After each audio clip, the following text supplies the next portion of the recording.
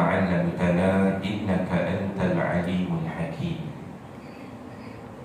قال الله سبحانه وتعالى في كتابه العزيز: ونعوذ بالله من الشيطان الرجيم. بسم الله الرحمن الرحيم. Ya jemaah muslimin muslimat yang dirahmati Allah sekalian, alhamdulillah, kita bersyukur pada Allah Subhanahu wa taala kerana dengan limpah kurnianya maka pada pagi yang berbahagia ini lagi penuh barakah, insya-Allah kita masih lagi diizinkan oleh Allah untuk berada pada hari yang pertama daripada bulan Ramadan Karim. Dan ini merupakan suatu anugerah daripada Allah Subhanahu wa taala. Kerana apa tuan-tuan? Kerana di saat ada ahli keluarga kita, sahabat handai kita, jiran tetangga kita yang telah kembali lebih awal ke rahmatullah, kita masih lagi diberikan oleh Allah peluang untuk bertemu sekali lagi Ramadan pada tahun ini. Alhamdulillah. Sebab itu ayat yang saya bacakan di awal tadi dan hadis-hadis Nabi yang saya sebut tadi merupakan ayat dan hadis yang biasa kita dengar setiap kali tibanya Ramadan. Dan kita tak boleh elak daripada membincangkan tentang apa yang telah Allah nyatakan dan apa yang telah Nabi SAW sabdakan. Bagaimana kaitan puasa itu dengan takwa? Bagaimana bila datangnya Ramadan itu dibuka pintu-pintu syurga, ditutup pintu-pintu neraka, dan dibelenggu para syaitan.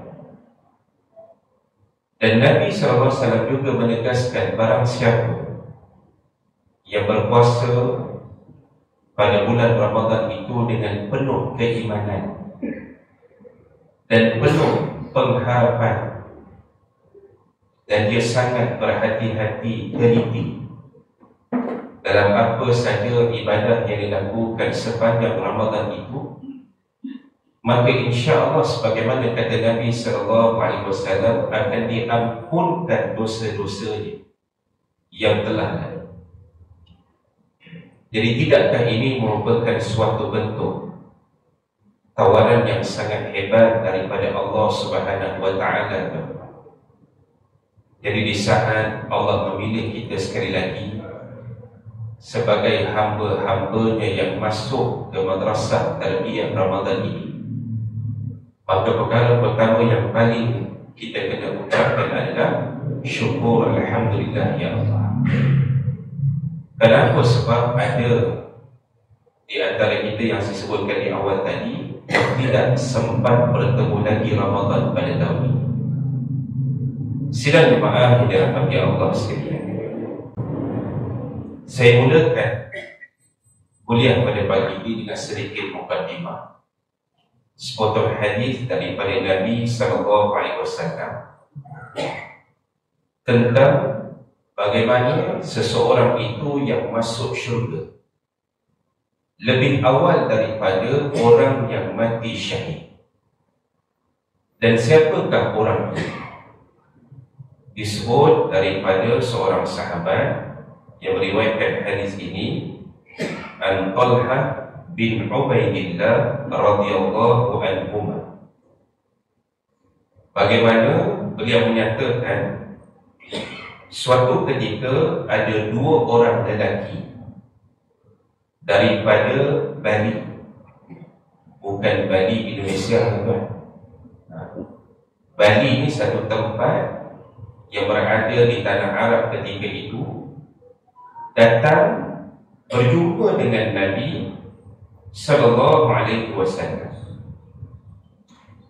Dan kedua-dua orang ini memeluk agama Islam bersama-sama.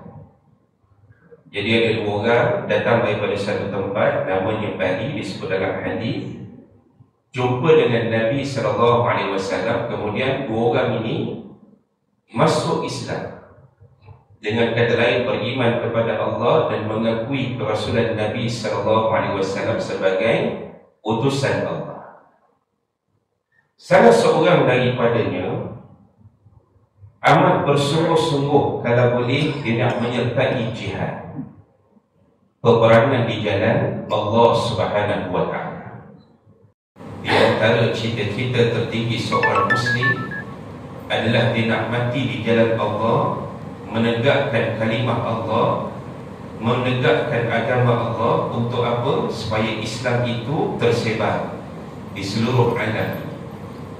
Jadi ini di antara cita-cita tertinggi syahid di jalan Allah. Sebab itu kalau boleh saya kongsikan sedikit. Alhamdulillah, saya sekeluarga baru balik daripada umrah lebih kurang sebulan lepas, tuan-tuan. Dan kita sempat untuk menziarahi antaranya makam syuhada Badar. Dan kita pergi ke medan perang Badar. Tuan-tuan, daripada Madinah nak pergi Badar itu lebih kurang 200 km pergi balik. Dan bila kita sampai di tempat perang Badar itu, yang mana perang itu berlaku, perang pertama dalam Islam, kita seakan-akan membayangkan bagaimana ketika itu Nabi SAW bersama para sahabat lebih kurang 313 orang bertempur dengan 1000 orang tentera kafir Quraisy. Bahkan dalam banyak riwayat menyatakan perang Badar ini berlaku pada bulan Ramadan. Sebelah medan perang Badar itu satu masjid, Masjid Al-Arish. Di tempat itulah Nabi SAW berdoa kepada Allah, Ya Allah, bantulah kami dalam peperangan ketika itu. Aku bimbang sekiranya kami tewas, maka engkau tidak akan lagi disembah selepas itu. Tuan-tuan, kita boleh bayangkan waktu itu para sahabat dalam serba kekurangan bertempur dengan tentera-tentera kafir Quraisy yang serba lengkap senjata. Akhirnya Allah Subhanahu wa Ta'ala menurunkan bantuan. Allah sebut dalam Al-Quran, kami turunkan bantuan kepada ahli Badar. Dengan bantuan apa? Para malaikat yang menolong mereka. Dan kita boleh nampak bagaimana, tuan-tuan, akhirnya Allah menangkan tentera Islam ke atas tentera kafir Quraisy. Ada satu makam sahabat. Perang Badar ni, tuan-tuan, dia berlaku yang di awal itu seorang bertempur dengan seorang. Jadi yang mula-mula keluar Sayyidina Hamzah, kemudian Sayyidina Ali, kemudian ada seorang sahabat itu Abu Ubaidah kalau tidak silap saya, yang mana ketiga-tiga sahabat ini menewaskan tentera kafir Quraisy, antaranya juga Abu Jahal. Dan makbarah Abu Jahal itu ataupun makam Abu Jahal itu, tempat persemadian Abu Jahal itu, sekarang ni jadi tempat untuk membuang sampah.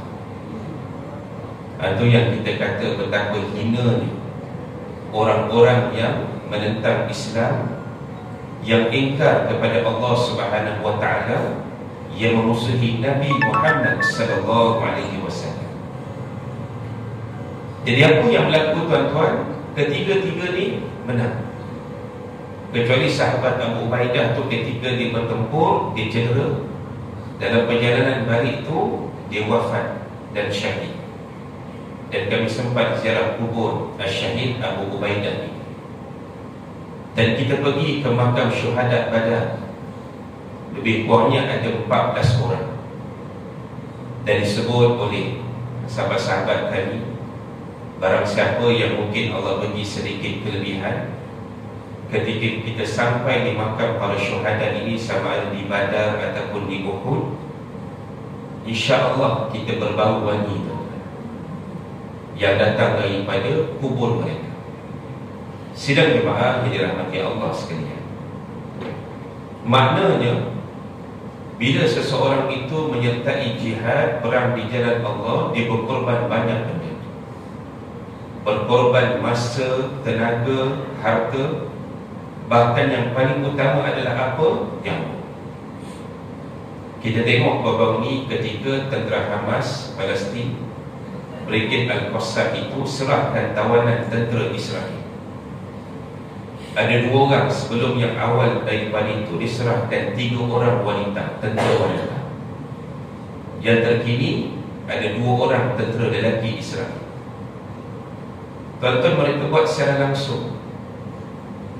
Dan akhirnya apa yang berlaku tanpa disangka-sangka, tawanan tentera Israel ini cium dahi pejuang-pejuang Brigade Al-Qassam, nak menunjukkan tanda terima kasih mereka. Sebab apa?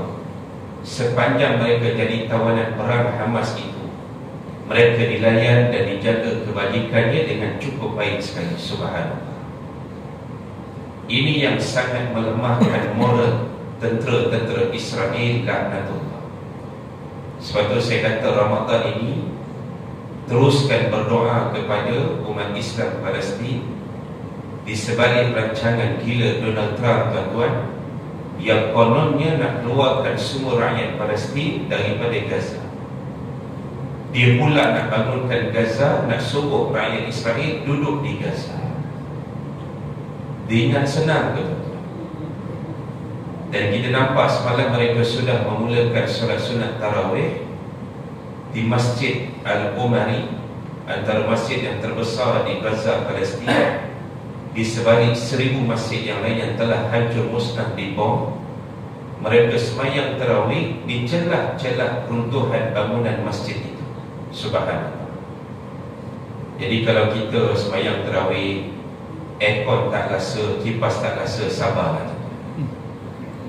Bagaimana rakyat Palestin itu kipas pun tak ada.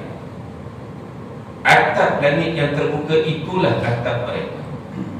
Adalah lampu spotlight 2-3 lampu yang menerangi kegelapan malam untuk mereka solat sunat tarawih ketika itu. Jadi nak banding dengan apa yang kita pada hari ini, alhamdulillah jauh beza dengan apa yang mereka diuji. Sidang jemaah dirahmati Allah sekalian. Baik. Yang seorang lagi itu, kata Nabi SAW, setelah setahun pemergian, yang seorang lagi itu terus dipanjangkan umurnya, dan dia meninggal setahun selepas pemergian sahabatnya yang mati syahid. Jadi yang awal tadi dia mati syahid dalam perang, yang seorang lagi dipanjangkan umur, setahun lepas itu dia pula meninggal. Kata Talha bin Ubaidullah radhiyallahu anhuma, pada satu malam aku bermimpi, aku berada berhampiran di pintu syurga. Kemudian aku nampak kedua-dua lelaki tadi. Jadi maknanya sahabat bernama Talha ni satu malam dia bermimpi, dia nampak 2 orang sahabat tadi yang telah masuk Islam daripada daerah tadi berhampiran dengan pintu syurga. Tidak lama kemudian ada satu malaikat keluar daripada syurga, lalu dia izinkan lelaki yang meninggal kemudian itu, bukan orang yang mati syahid tadi, untuk masuk syurga terlebih dahulu. Kemudian habis diizinkan masuk orang pertama tadi, dia keluar balik malaikat tadi, dia jemput masuk pula lelaki kedua yang mati syahid itu. Kemudian malaikat berkeluar sekali lagi, malaikat jumpa Talha tadi yang dia bermimpi. Malaikat kata apa? Pulanglah, sebab giliran kamu belum tiba lagi untuk masuk syurga. Sampai kat dia belum masuk lagi, tuan-tuan. Tapi dia menyaksikan dalam mimpi dia tadi, 2 orang lelaki yang disebut di awal tadi, yang meninggal dunia setahun kemudian, itu yang masuk syurga. Lalu apabila pagi hari, maknanya malam hari dia bermimpi, pagi hari itu dia cerita pula dengan orang lain apa yang dia mimpi. Dan orang ramai yang mendengar ceritanya itu semuanya hairan.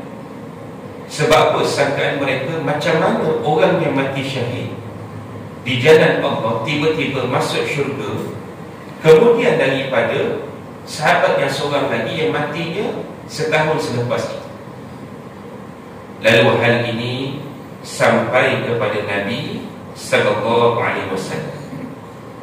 Lalu Nabi menyatakan, Nabi tanya balik sahabat-sahabat yang bertanya itu, ya Rasulullah, sepatutnya yang mati syahid itu kan yang masuk syurga dulu. Kenapa yang meninggal kemudian itu masuk syurga lebih awal? Lalu jawab Nabi SAW, bukankah kawannya itu terus hidup setahun selepas kematian sahabat yang pertama tadi? Sahabat menjawab, benar ya Rasulullah. Lalu baginda bersabda, bukankah dia juga sempat bertemu dengan Ramadan, lalu dia berpuasa Ramadan dan banyak menunaikan solat dalam tahun tersebut? Para sahabat menjawab, benar ya Rasulullah. Lalu Nabi SAW bersabda, sesungguhnya kedudukan kedua mereka itu amat berbeza. Lebih jauh perbezaan antara langit dan bumi. Masya Allah. Sebab tu saya kata tuan-tuan, kita boleh hubung kait balik dengan apa yang kita baca daripada hadis tadi. Orang yang mati syahid di jalan Allah, kita tak nafikan. Memang kedudukan mereka sangat mulia pada sisi Allah Subhanahu wa ta'ala. Bahkan dalam Al-Quran Allah kata apa? Bal ahya'un inda rabbihim wa hum yurzaqun. Orang yang mati syahid ini, hakikat dia tak mati pun. Bahkan mereka hidup di sisi Allah, di sisi Tuhan mereka, dan mereka dikurniakan rezeki yang berbagai oleh Allah Subhanahu wa ta'ala. Itu sangkaan kita, tuan-tuan. Tapi kita lupa tentang ibadah puasa Ramadan ini. Dalam hadis yang lain Nabi kata apa? Semua amal ibadah ni, solat, zakat, umrah, haji, baca Quran, sedekah, sebagainya itu, bila kita buat itu, dilipat gandakan pahala daripada 10 kebaikan sampai 700 kali ganda kebaikan. Kecuali puasa. Puasa itu aku sendiri yang akan menilai, dan dia bergantung sejauh mana seseorang itu berpuasa dengan penuh apa, tuan-tuan? Keimanan, keikhlasan, penuh pengharapan kepada Allah Subhanahu wa ta'ala.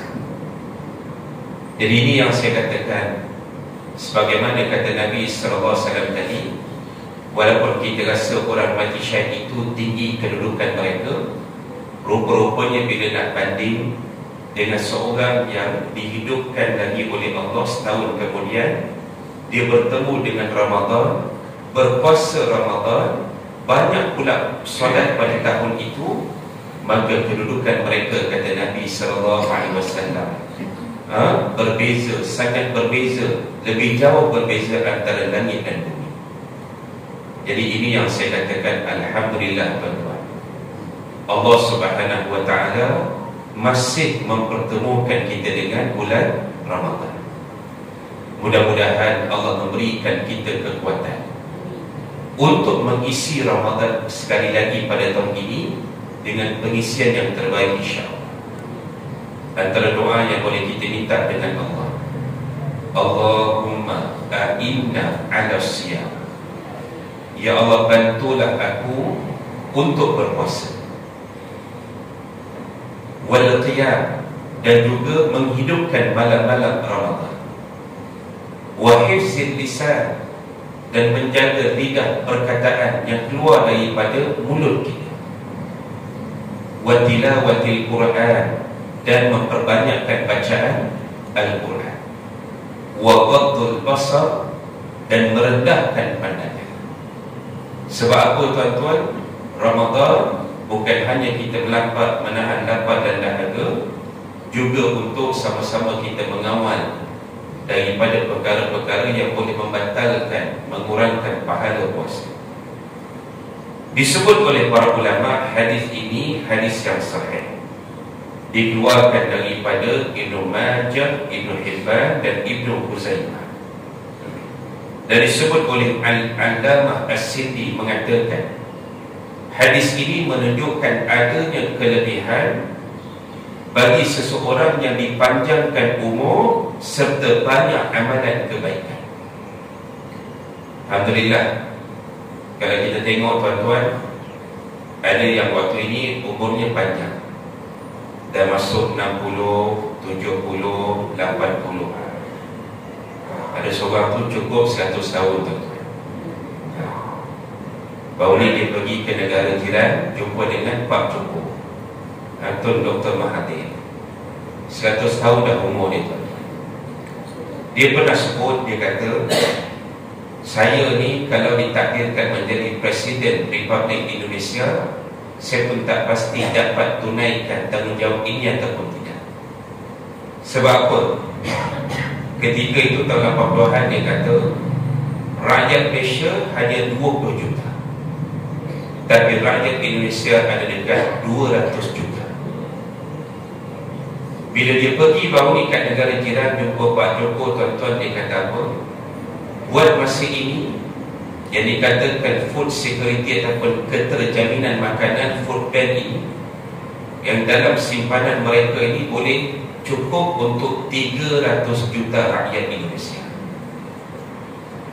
Maknanya mereka merancang bagaimana untuk buat stok makanan kalau nanti berlaku peperangan, berlaku kebuluran, berlaku ujian kelaparan. Maksudnya mereka ada stok makanan cukup untuk 300 juta rakyat mereka. Jadi ini yang saya kata, maksudnya apa? Di kalangan hamba-hamba Allah ini ada yang memang Allah panjangkan umur dan mereka ini banyak berbuat amalan-amalan kebaikan. Dan mereka dianggap sebagai manusia yang terbaik, sebagaimana kata Nabi, man tala umruhu wa hasuna amal.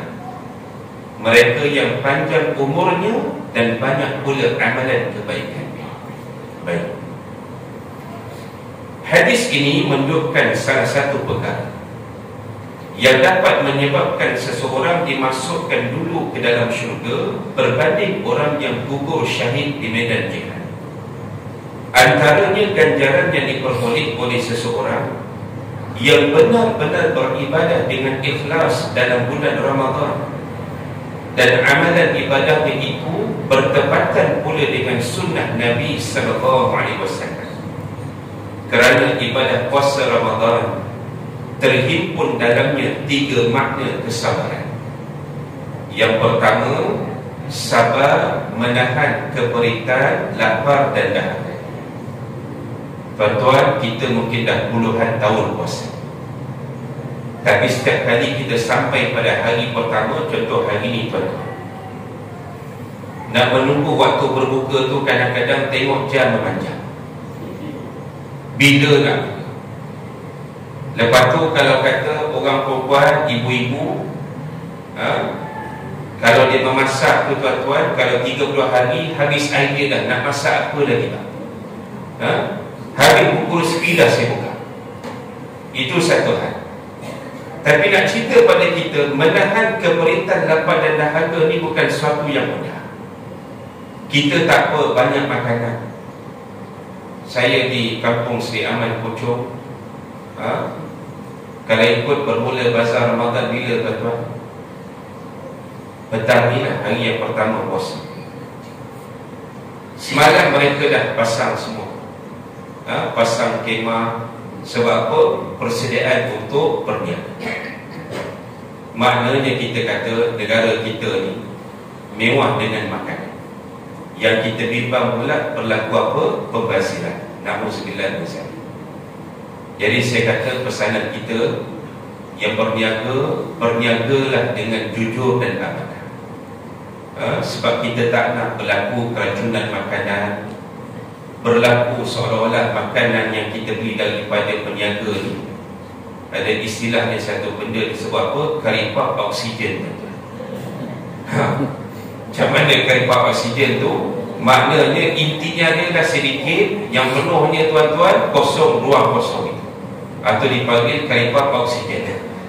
Saya pun tak tahulah. Ini istilah disebut pada hari ini. Maknanya apa, peniaga pun kena jujur dan amanah. Dan kalau ada ruang untuk kita bersedekah kepada pembeli, maka kita bersedekah dalam sama kita berniaga. Pembeli pula tuan-tuan, kita tengoklah keadaan. Agak kalau nampak ada dua gerai, yang ni roti John, hak ni pun roti John juga tuan-tuan. Roti Ahmad tak ada namanya, roti John juga dapat nama. Yang roti John ni beratur panjang tuan-tuan. Sebab apa dia kata tak ada dah roti John paling sedap, melainkan roti John inilah Ustaz. Hak yang sebelah tu terkebil-kebil menengok kawan sebelah. Tak ada orang nak pergi kat kedai. Jadi saya kata kalau kita adalah ihsan sedikit, tak ada orang nak beli kedai sebelah tu tuan-tuan, tak apalah, kita lah tolong. Maknanya kita pun sama-sama membantu. Jadi kita boleh bayar bagaimana kalaulah contoh tawanan-tawanan perang, yang diceritakan bagaimana tahanan Palestin yang duduk dalam penjara Israel itu, mereka tidak diberikan makanan. Bila ditanya macam mana mereka boleh bertahan di saat mereka lapar dan dahaga, tidak diberikan apa-apa, makanan kami waktu itu hanyalah zikir kepada Allah Subhanahu wa ta'ala. Jadi kadang-kadang kalau kita tak yakin tuan-tuan, sebab kita belum mengalami, cubalah. Pada ketika kita berada pada saat yang paling lapar dan dahaga dan tidak ada makanan di hadapan kita, cubalah kita isi perut kita dengan melafazkan zikrullah. Mudah-mudahan Allah mengenyangkan kita dengan zikir kepada Allah itu, insya-Allah. Yang kedua disebut sabar daripada melakukan maksiat. Tuan-tuan, dalam hadis yang lain Nabi sebut, aku tidak menginginkan daripada mana-mana hamba-Ku yang dia berpuasa tapi masih lagi tidak meninggalkan dosa dan maksiat. Seolah-olahnya Allah nak, Nabi sebut, Allah nak cakap pada kita, kalau kamu tak puasa pun tak apalah. Sebab apa? Puasa ke tak puasa, sama je kamu ni.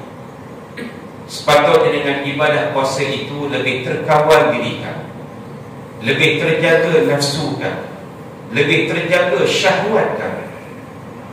Sebab itu yang saya sebut di awal sebelum ini, bagaimana ibadah puasa ni ibadah yang akan mengekang nafsu syahwat kita. Bila perut kita lapar, ibaratnya anggota lain akan jadi kenyang. Kita tak ada dah nak terfikir macam-macam benda-benda yang tak senonoh. Sebab apa? Kita sedang berpuasa. Tapi ketika kita sedang berpuasa, masih lagi terfikir nak buat benda-benda yang tak senonoh, tuan-tuan, na'udzubillah min zalik. Hakikatnya kata Nabi SAW, Allah tidak menginginkan pun apa yang dilapar dan dahaga daripada puasa ini. Ini yang sama-sama kita jadikan peringatan. Yang ketiga, sabar dalam melakukan ketaatan. Tuan-tuan, kalaulah setiap masjid yang telah diarahkan oleh pihak JAIS dan di negeri-negeri lain sekalipun, yang disebut apa tuan-tuan, maknanya 20 rakaat. Kita faham kalau 20 rakaat ni tuan-tuan, biasa-biasa akan habis antara jam 10.30 ke 11 malam. Maknanya apa? Kita ambil masa yang panjang untuk menghidupkan malam-malam Ramadan. Tak cukup lepas tu, lepas tarawih, kita mungkin mula bertadarus Al-Quran. Pagi ini nanti, sebagaimana kita bangun awal pagi ini, kita dah mula bersiap untuk sahur. Walaupun kita siap awal, tapi tetap cuba untuk ikut sunnah Nabi SAW, antaranya melewatkan sahur. Dan jangan sekali-kali tinggalkan sahur. Jadi kalau contoh, subuh masuk jam 6, 18, 6, 19 pagi. Jadi kalau lewatkan sahur itu bila? Kalau ada waktu imsak 10 minit sebelum masuk waktu subuh. Adakah waktu imsak ni masih lagi boleh kita makan untuk sahur? Masih boleh. Cuma ia sebagai waktu yang kita kata kecemasan, berhati-hati sebab apa? Subuh dah nak masuk.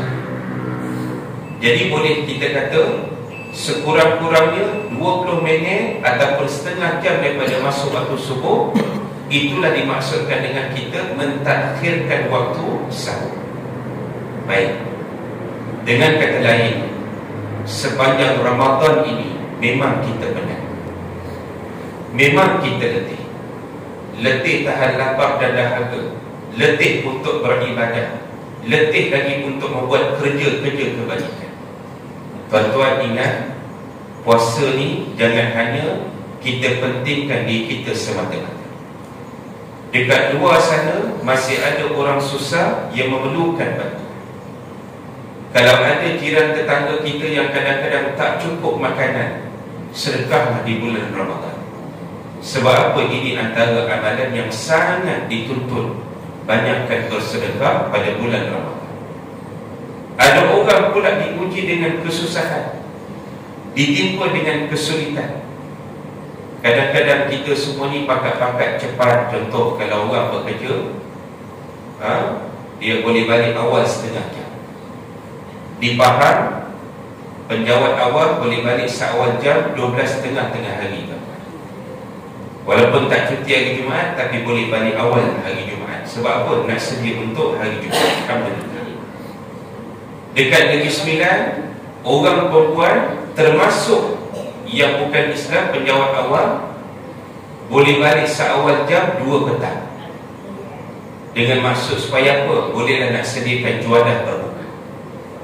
Cuma kita fikir balik, agak kalau orang perempuan ni suaminya hantar ke pejabat, pukul 2 dah balik, suami pun tolong jemput, dia pun balik sekali. Sebab apa? Dia yang tolong hantar dan dia pun balik sekali atas alasan saya ikut bini saya, balik awal jam 2 petang. Jadi kita nak kata apa, tuan-tuan? Dalam Ramadan ni nak tak nak, memang kita letih. Tapi keletihan itu insya-Allah, yakinlah kita, itulah kesabaran dalam melakukan ketaatan kepada Allah Subhanahu wa ta'ala. Satu ayat dibaca begini, Az-Zumar ayat 10. Allah kata apa, tuan-tuan? Innama yuwaffas sabirun ajruhum bighairi hisab. Sesungguhnya hanyalah orang-orang yang bersabar yang dikurniakan pahala kepada mereka tanpa batasan.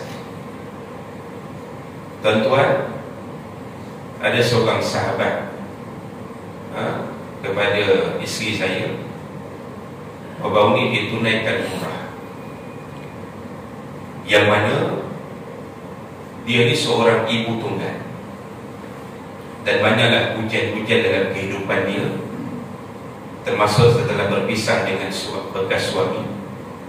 Anak yang sulung pula diuji kemalangan, dan akhirnya anak ini jadi seorang OKU, kakinya lumpuh.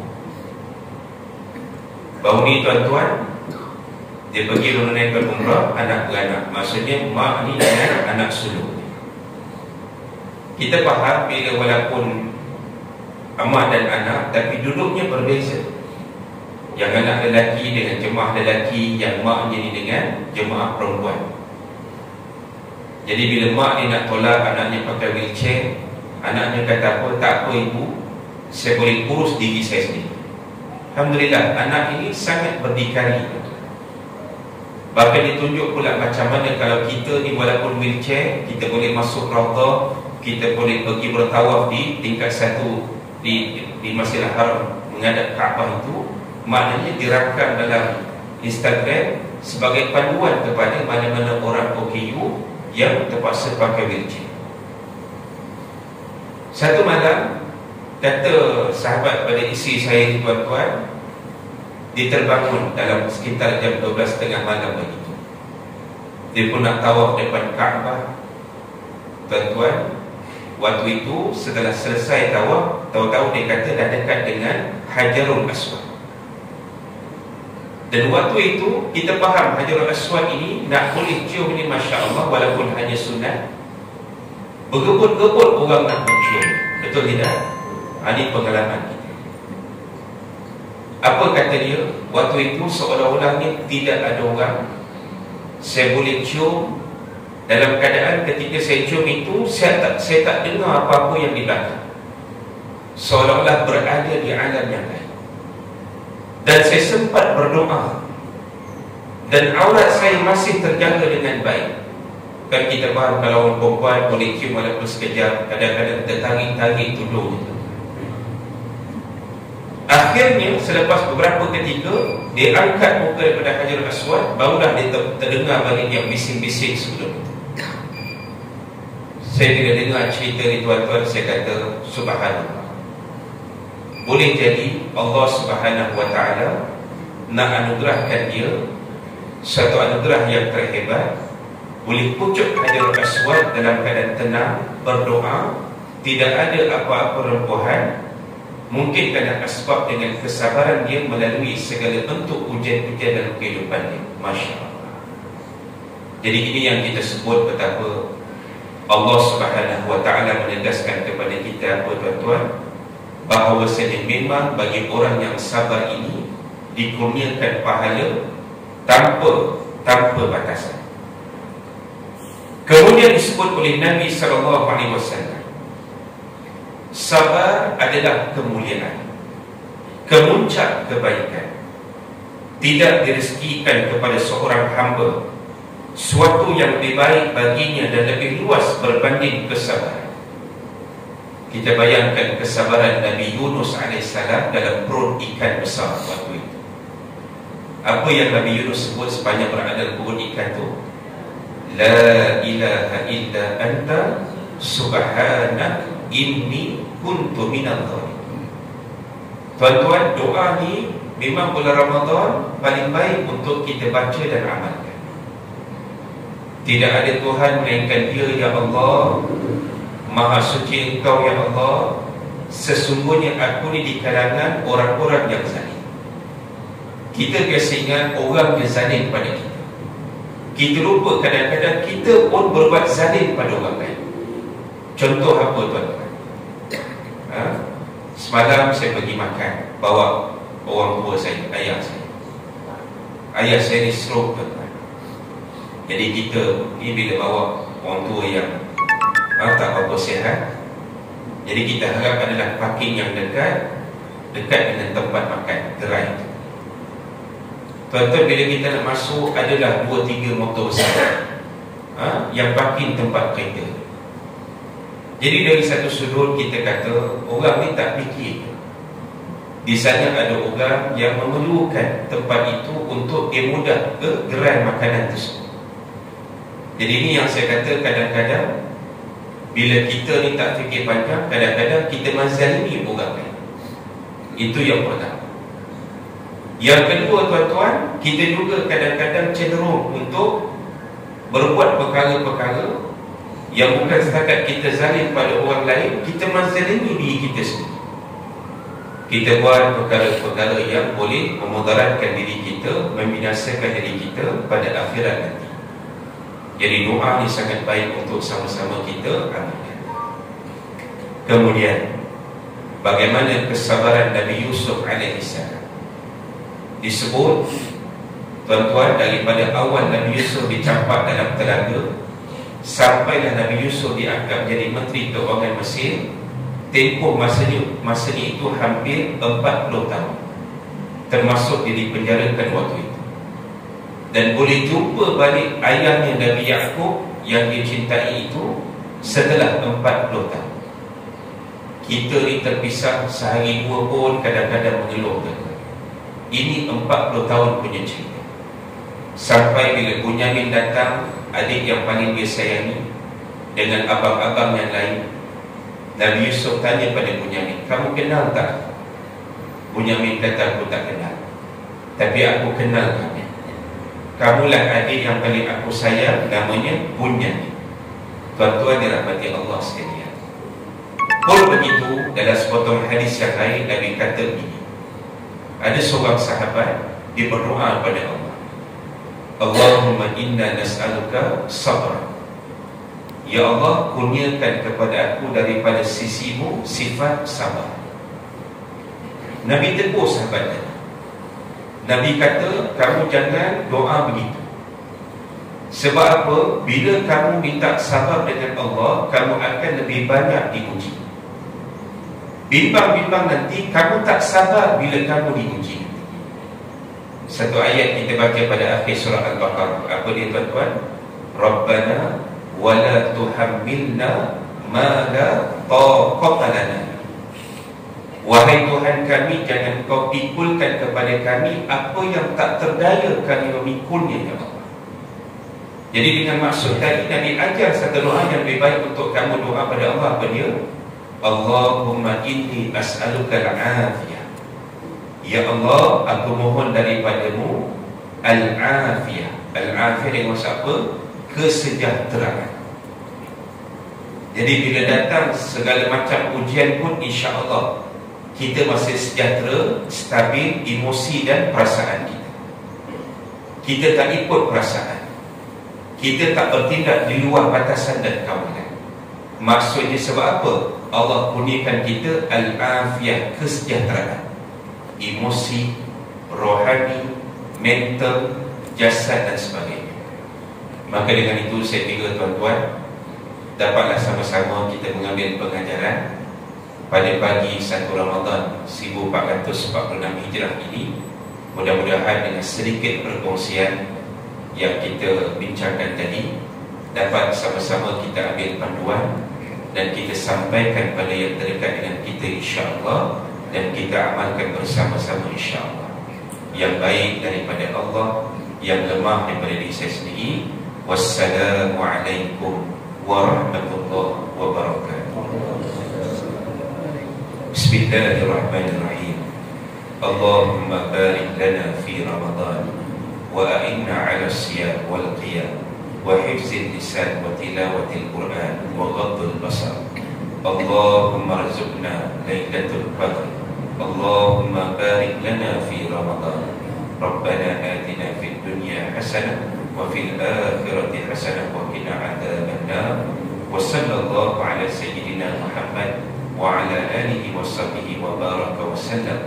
Walhamdulillahi rabbil alamin.